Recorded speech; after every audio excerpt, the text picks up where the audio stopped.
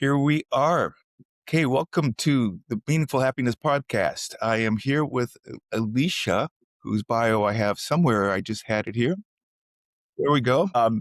Elicia Woodford is the author of the transformative memoir, Free to Be Me, host of the Resource Vibe podcast, and founder of Core Emotional Healing, a pioneering methodology for finding freedom through the wisdom of the body. Elicia spent a decade guiding others to heal the emotional root causes of their symptoms and patterns. Today, she expands her mission through the Resource Vibe podcast, a personally vetted directory. Elicia connects a global community with master-level healers and trusted support. Having journeyed from her loft in Atlanta to the detox retreats of Thailand and the jungles of Costa Rica, Elicia now writes and inspires from her profound peace and embodied wisdom on an organic farm in the south of France. Too many vowels there in a row. So Elicia and I are working from very different traditions. She came up through the shamanic and holistic healing world. I came up through clinical psychology, affect theory, and attachment traditions, but we keep landing in similar places. Today, I want to find out exactly where that is. So here we have Elicia. And Elicia, I really appreciate you joining me. I'm looking forward to this, and I'm looking forward to hearing more about your journey, and especially relating it to the archetypes. What I'd like to do real quickly before we jump into you is I want to just talk real quickly about how I came up with the archetypes so that the listener has some idea what those are about. I wanted to explain a little bit about how I came up with the 8 archetypes, how they were built, because they came out of the question that I kept running into with my patients, which is how do two different people who have done a lot of therapeutic work, who have a good understanding of their inner world, at least intellectually, let's talking specifically like they may know their attachment styles, they may have done their Enneagram number and all that sort of stuff. So they have a cognitive understanding. It may be even some emotional understanding of it, but they may also have very similar sort of histories, meaning that they may come from a trauma background or similar type of parenting. How do each of these people who have these similarities navigate the relationships so differently? And so what I did is I basically came up with these archetypes in which I blended together 4 different layers. So the first layer is the affect itself. And so what I want to explain real quickly about that is the affects are the 9 biological based feeling states that we're all born with. You can see them on the face of an infant. So you don't learn them. When you see a smiling baby, you know it's either interested or enjoying itself. When you hear it wailing, you know it's distressed or angry. We don't need to learn those expressions and those gestures either. They're innate, they're inborn. It's from affects that we build emotions. So emotions, for those first-time listeners, emotions are different than affects. Affects you basically have no control over. You're either distressed or you're not distressed. You don't choose to be distressed. You're interested in something or you're not interested in something. It's usually triggered by something in the outside world, sometimes as we get older by what happens inside of us. We can shame ourselves. We can distress ourselves through memories. So the difference between an affect, that feeling state, and an emotion is that an emotion is affect or a combination of them with memory. And that's the main difference. So, you and I can both feel shame, the affect of shame, but what shame means for you and what it means for me at an emotional level could be very different. So I felt that component, especially around the 2 positive affects of interest and enjoyment, how those are dealt with are especially important.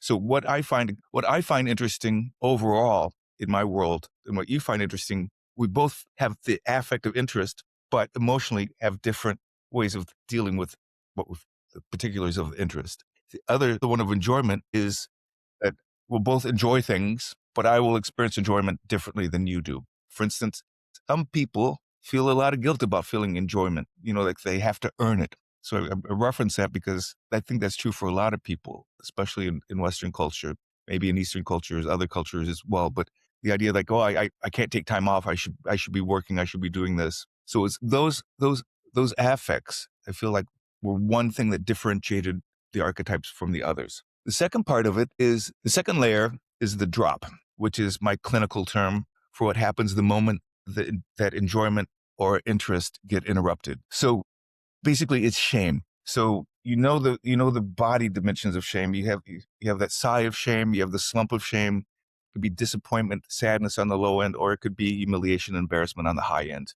So with parents, with children and parents, caregivers, interest and enjoyment are what the child wants from that child and from the caregivers around them. They are everything up to a certain age. That's when parents sometimes get frustrated with teenagers, is that you're no longer around 9, 10, 11, peer groups start taking over. But up until then, the parents are everything. They're the main source of enjoyment and interest. Shame with parents and caregivers comes about when parents are dismissive, when they're critical, when they push away attempts to connect around interest or enjoyment. So that was the second dimension. The third one is what I'm calling dynamic vitality affects, which is a borrowed phrase from Donald Stern, the psychoanalyst who talked about vitality affects. I added dynamic to it because I'm more interested in sort of the dance movements or the embodied movement over time, where you see somebody slumping or sighing, or like a puppy in my archetypes, that bouncy puppy quality versus the cat quality with that movement. I call that those movements, those cat movements or porcupine movements or hawk movements. Those you can envision them. You can have an image of how this, the sea turtle works differently, right? They move differently in space. Those I call dynamic vitality affects. And the fourth layer is attachment style. The fourth one is attachment style, which is learned early on in terms of how the nervous system dealt with shame, essentially, with, with interruptions to interest and enjoyment. That's my hypothesis. Has it been tested in a lab? Has it been out there to be discussed? Not yet, but it's got face validity and reliability right now. I'm really eager to see scientifically if it pans out, but that's my hypothesis, and it belongs to me, to quote Monty Python. That's how I got the different archetypes. And so they basically bring in all those together.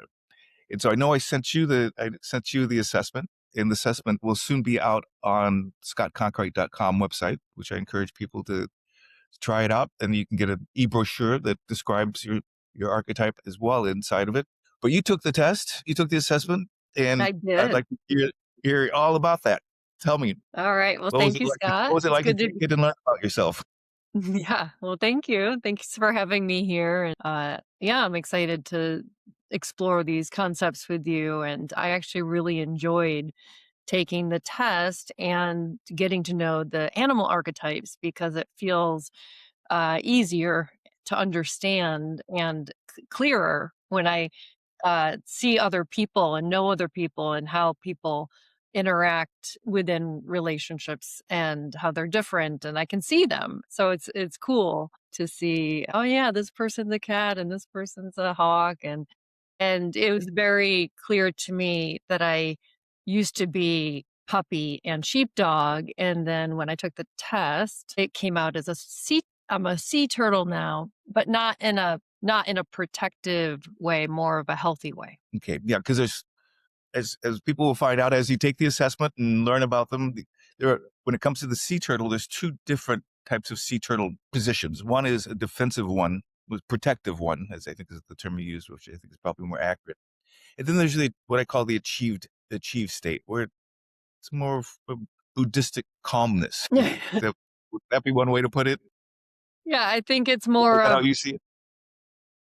I am sensing what's best now for everyone. Okay. Say more. I'd love to hear that. Yeah, so it's like 'Cause that's quite the journey from puppy mhm. sheepdog to sea turtle. Right. Yeah, there's a lot of sensitivity of what's happening within me and the other person. So I'm sensing, okay, it's not about me. They need more space. I don't need to do anything. Or this person is not interested. So I don't need to keep contacting, those type of evaluations and deeper level of sensitivity with everyone included, not just how I'm feeling. How did you achieve that? Because that's quite the accomplishment. Because I know a lot of people. There are a lot of puppies out there. There are a lot of cats. There's a lot of hawks. There's we can. What's cool about the archetypes that I can say with pride that it is true that unlike the Enneagram or Myers Briggs or things like that, you can actually envision somebody Yeah. going like they're so hawk like, not just Yeah. may not be how they look, but maybe in sort of their movements or the way they sort of fly away up and above and they seem to be looking down on you and so forth. And that puppy energy is pretty exciting energy. And a lot of people are attracted to that. And that is one adaptive style to dealing with the drop. So So if you're in the one thing that I need to back up and say, like you referenced it, is that these are not personality types so much as they're more accurately, you might say, your relational personality, if you want to call it that. So it's Right. about relationships. It's not just you in general. You may be a puppy your in your relationships and be a hawk at work, in the workplace. So and Right. you see that quite a bit. Be a sheepdog at home, then you're a killer at the office. You're Yeah. not protective at all. You can be all sorts of things because there's different demands needed. But Mhm. also the shame is different. Potential for shame in a relationship is different at home, obviously, in intimate relationships than in the workplace. Right.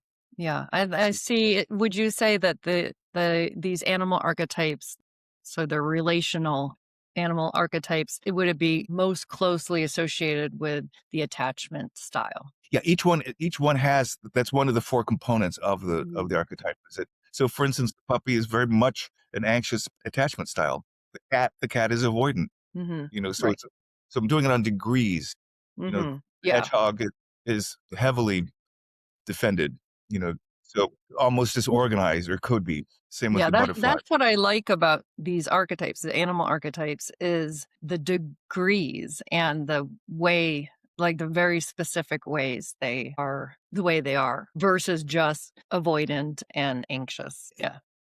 That can often feel pathologizing and really Mhm. shaming in itself. Like, oh, yeah, I'm sorry, I'm anxious.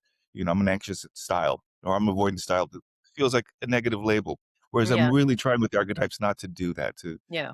Yeah. And I like the positive in them as well. Like, yeah, the way the puppy reaches for connection so people feel connected, you know. So there is the positive, and I found with the attachment styles it's focuses on the negative. Yeah. right, exactly. Yeah. Well, my field is really well known. Our field is known for pathologizing. Your branch less so. Your tradition less so. But there is still like what's wrong with you pathology in most of it. Yeah. Whereas I feel like Right. one of the ways that one of the types of feedback that you get from the assessment is how much you are of each one. If you Mhm. notice, like, Right. which I think is helpful too, because what I want people to be able to do is move towards the archetype that they feel like they need more of. Mhm. So they could borrow from different ones. There are Yeah. moments that I really need to be more of a cat in a relationship. I need to have Yeah. more spine. So make the difference between heart and spine. That's one of the dimensions. So I'm curious for you, puppy has lots of heart, not much spine. And then Yeah. when confronted by a cat, it overreaches then. It doesn't know, it just keeps working. And so the cat's going, I just told you I need some space. Get out of my face. Right. Right. But it needs to bring in some of the other archetype energy Yeah. to take care of itself. So going back So to you, I'm yeah. curious, bring it to your story. I'm just So the question is, how did well, I reach this sea turtle stage? yeah, because we don't want, how did you reach that without losing the good stuff from the puppy Yeah, and the sheepdog, you know? right. Well, it's been a long process of healing, but before healing, so before I was aware of that I needed to heal my childhood or that there was any problems, I wouldn't say blissfully ignorant, but I was desperately seeking happiness. I hear you. And Like many of so us. yeah, up until, my book starts when I'm 30, and that was my awakening that I needed to do work on myself on a deeper level, to explore the subconscious patterns that were playing out and to do emotional healing. Before that was just I was completely disconnected from myself, and it was all about my image and being happy and seeking happiness and achieving. And so I was never even alone. I don't think I spent time alone much. I was either working, achieving, partying, going out to dinner, always with friends. Yeah, it was very external. So are you sort of saying that you didn't have much of an inner world or weren't paying, I mean, of course, we all have an inner world to the Mhm. degree that we pay attention to it. So I take it that I were you think actively avoiding an inner world or I think the inner world that I was disconnected from were my true feelings. okay, Yeah. okay. So I wasn't. It's hard to say. I mean, I think I was getting triggered, but I wasn't aware of what was happening, and I wasn't sitting with my feelings or knowing how to. I was, um yeah, I think so. There was a lot going on that I wasn't aware of, and so I was, like, emotional, like, I was using things to feel better, eating, throwing up at times to try to get rid of whatever was bothering me, but I wasn't even aware something was bothering me, so it was just kind of like these unconscious coping mechanisms of, like, numbing and distracting, getting drunk, having sex with men. It was just all these strategies to help me feel better when I didn't know I wasn't feeling good. So so if we did I'm making some hypotheses here that you can confirm or disconfirm. For a lot of people, like, I'll just use say it in general, for a lot of people, they don't wanna get in touch with what they're feeling because it doesn't feel good, you know? So, was that the case for you that it felt like if you slowed down, you wouldn't feel good, and so then you find a w instead of trying to find ways to feel better inside, you sought solutions outside. Is that what Yeah, I'm hearing? definitely, and I wasn't aware that it didn't feel good. It was just a automatic coping, always just distraction, just distracting from my feelings in different ways. I like, if I stopped drinking, I would control my well, the times that I stopped drinking at night, I would be focused on a cleanse to feel better about myself, to lose weight, there's like this always this external thing about my image, or I was placing it on that. That was one of the strategies to have external validation with men, attention, money, status, what I had, what I looked like. So that was like my up until I was 30. Interesting, I appreciate that. That's a wonderful share because I think a lot of people can really relate to that, and especially now, I think it's worse with for digital natives, where that comparison culture is so immediate, it Yeah, constant, it nonstop, "Am I good enough? Am I good enough?" So what I'm hearing is that there's 2 different things, and I'm curious to have just sort of a dialogue with you around this, which is that there's not only this fear, which is what I heard of in your case, you didn't take the time to pay attention to what was going on inside, perhaps because you didn't know how, is right. what I heard. Yeah. Which is probably true for a lot of people, but I think there's often just a lot of fear. If I slow down and if I feel this emptiness, behind the emptiness or the boredom for a lot of people, there are gonna be lots of bad feelings that they're gonna get in touch with, and they're gonna be intolerable. And so don't even slow down. Find out that you can actually live with them, and there's lots of data there. There's actually a lot behind it. There's also really good feelings. And that the bad feelings are really, if in most case, tolerable, especially if you have people in your life that can help you tolerate them, which we all need other people for that. Yes. So we Yes. need a community of 1 or 2 or more. It doesn't have to be a tribe. You walk out the door and there's hundreds of support team out there. No, you just need to know that somebody's gonna be there while you look inside and do that work. And actually discover that it's not so bad in most of the time, or that if there is trauma there and bad feelings and lots of shame, that those are things that can be worked through. It sounds like when you finally took the time to start looking at these issues, you had a different journey. Yes. So it was on the surface until I m- got married when I was 30, and it was the most abusive relationship of my life, and I was so like a puppy just wanting connection, and I was just totally disconnected from my feelings to have that connection, and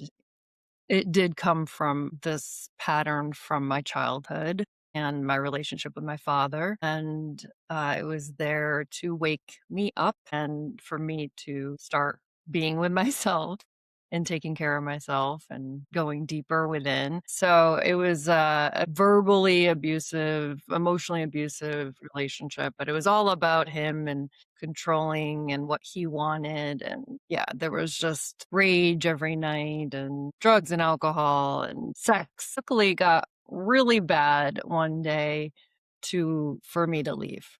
So I was afraid for my life, and it had to get to that point because I was so used to that as a child, the nightly raging. And so, my process during that was just like, oh, well, I know this, I can handle it.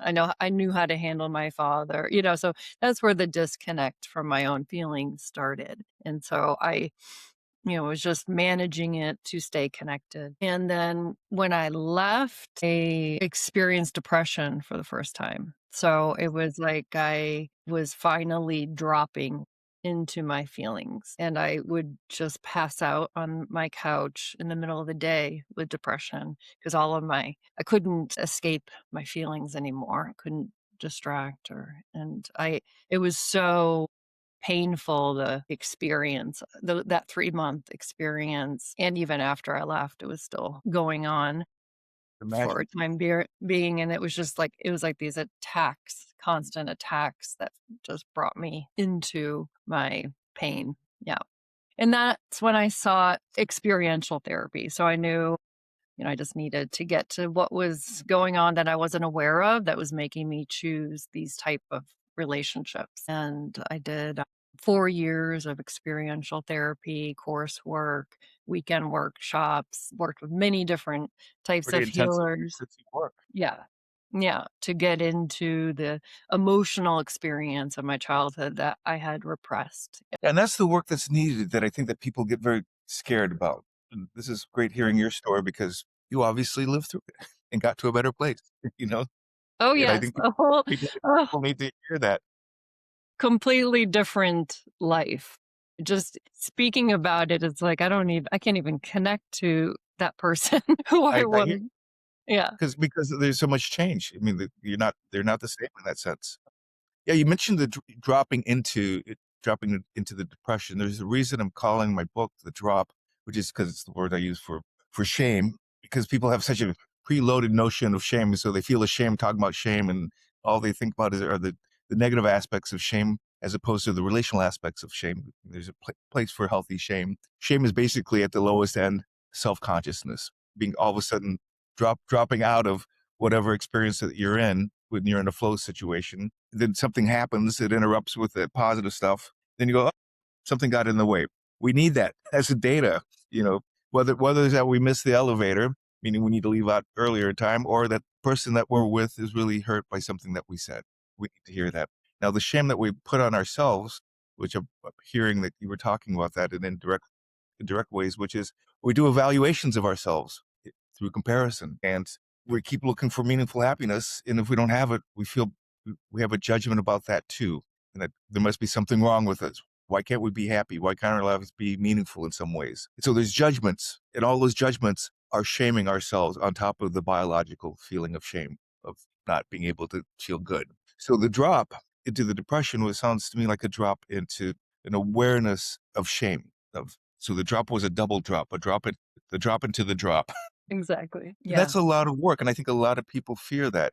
But I think, again, you got a lot of support that allowed you to examine that, and that was life changing. Yeah. Yeah. It took a lot of support over 20 years. So my book starts when I'm 30 and ends when I'm 50. And I detail all of the support that was needed, all kinds of support over the years, and then learning eventually how to support myself emotionally and being how to feel my feelings, how to for me, I went into a lot of emotional triggers that helped me heal myself, where I could see the similarities of what I experienced in the past, of how I was feeling in the present, and continue to heal my past through emotional triggers as well, my symptoms first.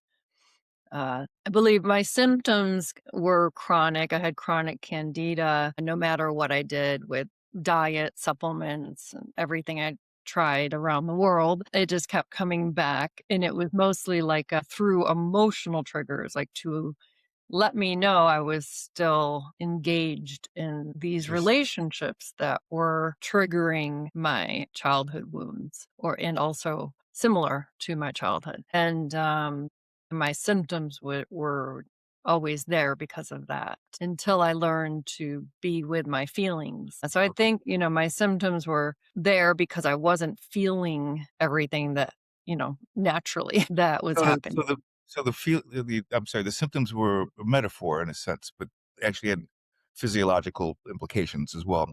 I'm thinking that the symptoms in this case as a metaphor is that you have something growing in you that is unwanted Mm. and is growing in a way that has negative implications for you. Mhm. And so as a metaphor, you're saying like something's happening inside of me that I don't have control over because I'm not what I'm hearing from you is that you weren't allowing yourself to feel what was necessary that could help you Yeah. heal it from the inside. Yeah, Is it was, do I have that no. accurate? That's your model, so I'm not I feel like I'm The my specific ones, the candida really is related to, like, the anger I wasn't connected to that the healthy anger around how I was being treated, and also the codependent pattern of self-sacrificing and me last, yeah. okay. That's a good point. Going back to the healing aspects of it in relationships, it sounds like what I finished the book, and it's a lovely book, I highly recommend it. The Thank you. the storyline really shows how your relationships changed over the years, and it's some lovely relationships that were only meant to last a certain amount of time. So to we don't know that retroactively, Mhm. but they were also growthful, is what I'm hearing. But then as you changed, they didn't work any longer. Yeah. Is that accurate? Yes, I believe they're all reflecting my inner state as well, like, the ones that were really, uh, dysfunctional or abusive or, not good for me reflected how I wasn't connected at all to what was good for me, and, yeah, I was not being with what I needed to feel, and they helped wake me up to that, and then I was in a healthy relationship, but reflected still that I stood for 10 years, the marriage, and I was staying connected to my feelings and being able to speak them and process feelings for the first time in a relationship, but I was still um, not I mean, my book is called Free to Be Me because I wasn't still free to be me. I was still disconnected and not doing what I needed to do or being able to I didn't feel everything I needed to feel because I was still in a codependent relationship. We were codependent together. It Yeah. takes 2 to do that. Right. Yes, definitely, yeah. It was like we were so excited to finally be connected in ways that we never were. We were like these 2 puppies, right? That were like, "Yay, don't leave, always be with me." Well, I appreciate you sharing that because, I mean, that is really tempting, for 2 puppies or 2 sheepdogs to go like, "Oh, you get me, and, oh, yeah, I wanna be with you too, and you get my energy, and I'm not too much for you, and I'm just the right amount, and as long as we do everything together and we do a twinship of sorts, life is gonna be good because we'll be able to get twice as much done," Yeah, especially for 2 people who are ambitious, and they're yeah, like you yeah, and Doug were, so yeah. I mean, a lot of good stuff can come out of that. The problem is 2 people without spines. By the way, I realize that can sound somewhat pathologizing, and I don't mean that. I can't find another word for it, but I don't mean that somebody's spineless in the negative sense of the word, but just in the terms of boundary setting or Mhm.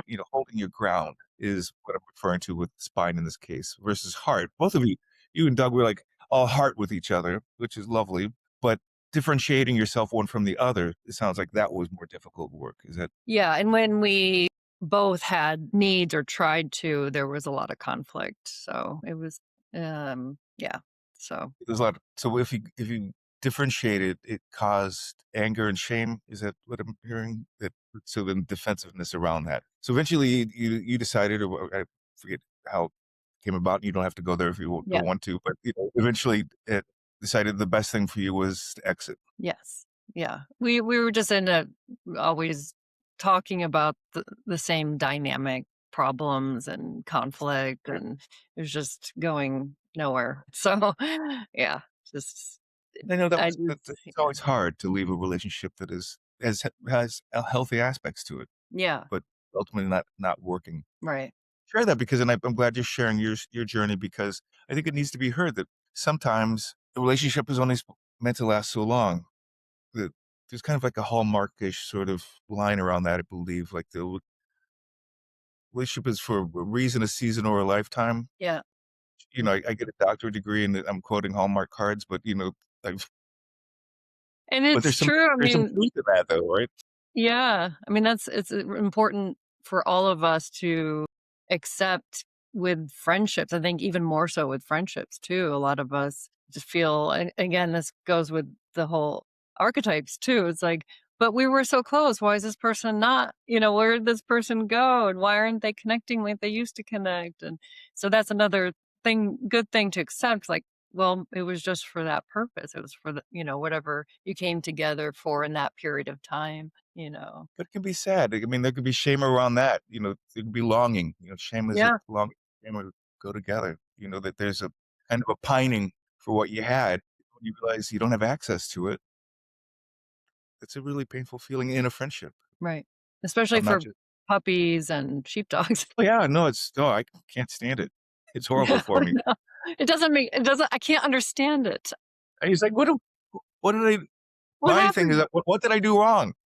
So then I start overreaching. Yeah. But I do less and less, I'm more like you. I think I'm at more the healthy sea turtle sort of position as well. Though I still have a lot of sheepdog in me. I don't wanna get rid of the positive aspects of those, Mhm. but I have to really attend to my boundaries and my what I really need, and also take care of myself. If somebody's pulling away Yeah. in an intimate relationship and saying they need something else, my job is not to go in there and overreach Mm. and try to make it work unless they're actively wanting to do that work with me. Right. Yeah. I can't do it all. And Yeah. then it's not necessarily a failure for either of us if the relationship doesn't continue. Yeah. But that's hard to reason your way through it when you're feeling so much when things are shifting in an intimate relationship Yeah. towards separation. And I find it in my healing process and the different stages is a lot of times I couldn't accept it and it hurt so much because it mirrored one of my parents, my relationship with my parents, or my experience as a child with my brother or one of my parents. So uh, if I was really hurt by someone pulling away or not communicating, then it would trigger this childhood experience and wounding for me to be with and take care of myself. So now I don't have those triggers. I can just be, okay, this is happening. And I don't take it personal. And I'm just seeing, okay, this is fading away. Okay. And that's okay. And then I do, because of being more puppy and sheepdog, I don't understand it because I don't do that. Like, like I don't pull away when it was super close without talking, about it. So there's still the That's to me, that's as a puppy, that's rude. I know. So there's still the confusion and this like in between stage of like, hey, I haven't heard from you and the checking in but also giving space. There's a lot going on with puppies and sheepdogs that's typically not going on with the other person. And then there's like, little dance with like how much to reach out, how much not to. And then finally it's like, okay, I then think, do I where am I coming from? And is this best for us? Like, is this best for me too? Because I'm reaching out because it doesn't make sense. But then when I tune in, I'm like, actually, this is good for me too. Like, I understand, we don't have a relationship like I thought we did. That could be sad, but you're right. You're asking yourself because you're in a different because you're not being triggered as you put it. You're the circumstances, the situations that you get in when those things happen don't evoke the same sort of questions like what did I do wrong? What Mhm. happened? All the anxiety, the anxious attachment style stuff. It doesn't evoke that as much. And so you start asking questions about what's best for me? Right. How do I take care of myself? Or the most practical one for me is how much energy am I putting into this compared to the other person? Right. And as a pup, with somebody with a lot of puppy and sheepdog, I'm generally putting in way too much more, a lot more bandwidth into the relationship and concerns about it. Then when I have talked to somebody, a friend after an absence and all that, I realized they had other shit going on. Right. It wasn't really about me. I was butt sore because I thought they should be checking in more and they weren't returning my texts as fast or things like that. But the amount of energy that I would have put that I used to put in the past was so unnecessary. And I feel like that's one of the things the archetypes help with. Say, okay, I recognize this in me. I tend to pathologize myself. What I need to do is just say, I could use some other archetype energy because the truth is, how I'm seeing things as a puppy is really predictable. Yeah. you know, I'm prone to seeing it this way. That's not necessarily reality. Hmm. It's Yeah. definitely not reality Yeah. for any of the archetypes. And that's kind of that's a disconcerting but comfortable thing to me. That reality is very interpreted around relationships. Highly interpreted. What we think is real in a relationship is not generally very real. Right. There's a lot of projection. Yeah. And so the best we can do is have a relationship with ourselves in which we have the freedom to check out the different perspectives and then to be curious. So one of the practices that I've come up with is called CAT. Cat. CAT, just because of the acronym happens to be CAT, which is starting with curiosity. Just the first thing you need to do when you're in distress for any archetype is to be curious. Then give it attention to whatever that feeling is. And then the T is tenderness. Is it just needs some tenderness around it. We tend to judge our negative feelings harshly with shame and say there's something again, the idea there's something wrong with me. When you go into social media, nobody else is having this shit going on in their lives. Wrong.